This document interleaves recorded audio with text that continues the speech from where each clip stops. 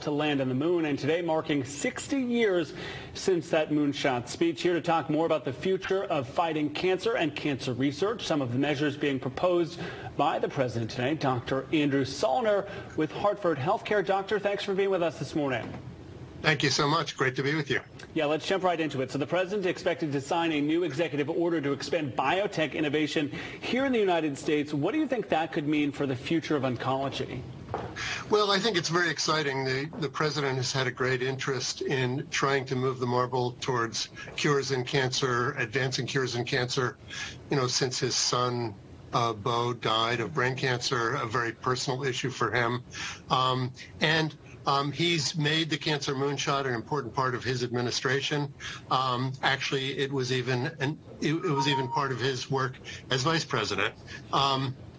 I think this new announcement today, some 60 years after JFK's announcement of the moonshot, is important for three reasons. One, he's announced a new agency, the Advanced Research Projects Agency for Health, that will be run by Dr. Renee Wegrzyn. Dr. Wegrzyn is a highly renowned biotechnologies expert, and I think she will move that agency in good directions in terms of biotechnology. One of the three main features is that those biotechnologies will be made in the U.S. So I think this will invest a fair amount of dollars into U.S. manufacturing of those biotechnologies.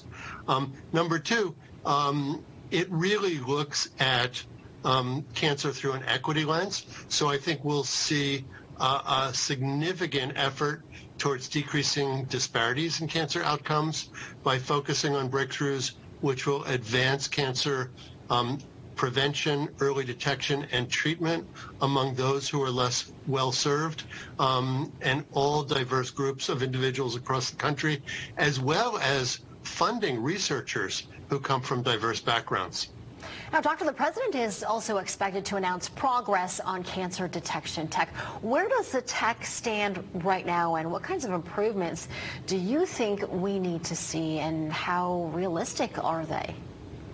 There are several new and exciting technologies in cancer early detection, and these are biomarkers that are measured in the blood. Some of them result from byproducts of cancer activity, and some of them actually measure the actual cancer DNA itself that circulates in the blood. Some early studies indicate that we may be able to detect certain cancers even before we can image them or palpate them by such biomarkers.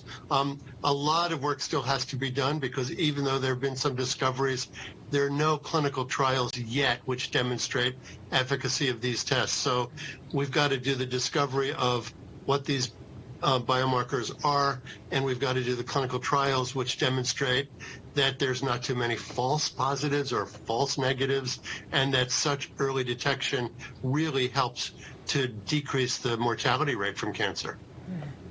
Dr. Salner with Hartford Healthcare, appreciate your insight this morning, and make it a great day. Thank you, you too.